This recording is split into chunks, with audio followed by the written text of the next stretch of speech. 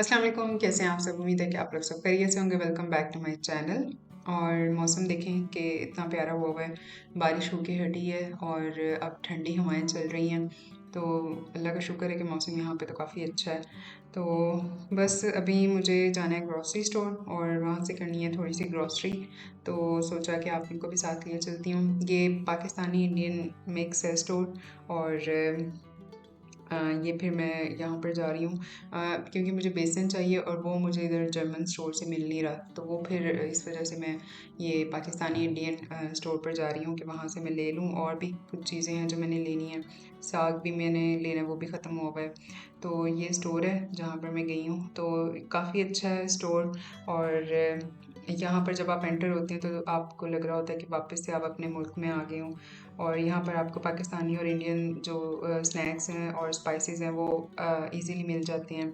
और जो स्टाफ है वो भी पाकिस्तानी और इंडियन मिक्स थे, तो वहाँ पर आपको उर्दू भी सुनने को मिलेगी। वरना तो होता है कि जर्मन स्टोर्स में जाते हैं हम लोग, तो वहाँ पर तो आपको जर्मन ही लैंग्वेज सुनने को मिल रही होती है। या टर्किश स्टोर है, वहाँ पर भी आपको मतलब वो बोलते तो अपनी टर्किश ही हैं, लेकिन ये है कि सलाम और वालेकुम सलाम ये बस वहाँ पे आपको सुनने को मिल रहा होता है। तो बस यहाँ से मुझे बेसन लेना था, साग लेना था और कुछ नेशनल के मसाले थे, वो मुझे नहीं मिल रहे थे, वो यहाँ से मैंने लिए हैं। और इसके अलावा निम्को वगैरह थी, वो मैंने ली हैं। और बस फिर मैं यहाँ से वापस घर चली गई थी। और तो जितने भी पाकिस्तानी या इंडियन स्टोर्स हैं या टर्किश स्टोर हैं, वो मेरे मतलब अपार्टमेंट से बिल्कुल भी कोई भी करीब में नहीं है, सारे थोड़ा दूर दूर है। मतलब मैं अगर घर से निकलती हूँ पाकिस्तानी या इंडियन ग्रोसरी स्टोर के लिए, तो मेरे तकरीबन 3 घंटे आराम से लग जाते हैं। तो ये मुझे थोड़ा-सा मुश्किल लग रहा होता है, तिहामी को छोड़ के जाना होता है इस वज़ह से। तो ख़ैर बस फिर मैं घर आई हूँ और फिर तिहामी को भूख लगी हुई थी। तो फिर मैंने इसे पैनकेक मैंने कहा कि चलो मैं इसे वो बना के दे देती हूँ। तो तिहामी भी मेरे साथ ही आ गया किचन में कि वो भी मेरी हेल्प करवाएगा। तो बस उसको इतना शौक है हर काम में साथ-साथ हेल्प करवाने का। और मतलब इसकी वज़ह से काम इतना बढ़ भी रहा होता है, लेकिन फिर रोने लग जाता है कि मेरी हेल्प नहीं ले रहे। तो बस फिर इसको भी साथ लगा लिया तो इतना खुश हो गया, फिर इतनी प्यारी-प्यारी बातें कर रहा है। Yeah, so yummy. Okay, there you go. First, there you go. It's fancy. Oh, it's a num right. Yes, yummy है। चलिए मम्मा turn. And then, so it's a baby cake. It's baby. Thank you. Okay,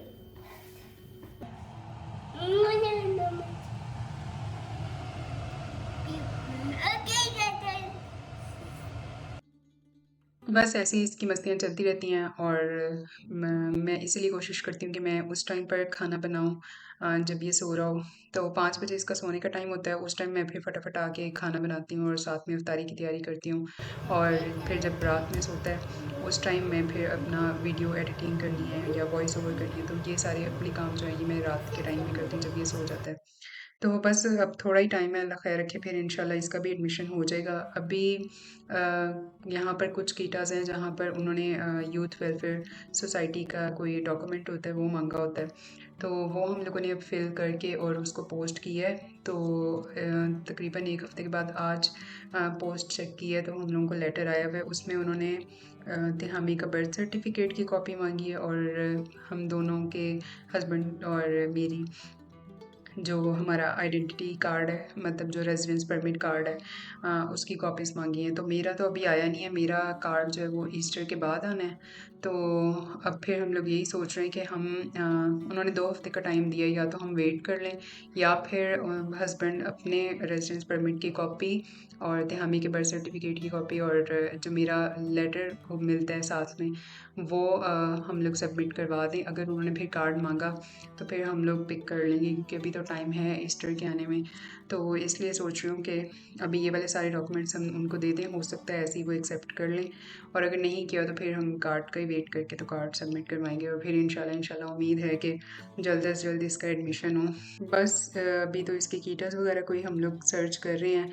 और देखें कब तक इसका वहाँ पे admission होता है, क्योंकि घर में बच्चा रह रहा है कि अब ज़ाहिर है लैंग्वेज भी नहीं सीख रहा, क्योंकि अब अगर मैं उसको जर्मन लैंग्वेज की वीडियोस लगा कर देती हूँ तो वो देखता ही नहीं है, वो कह देता है कि इसको चेंज कर दें।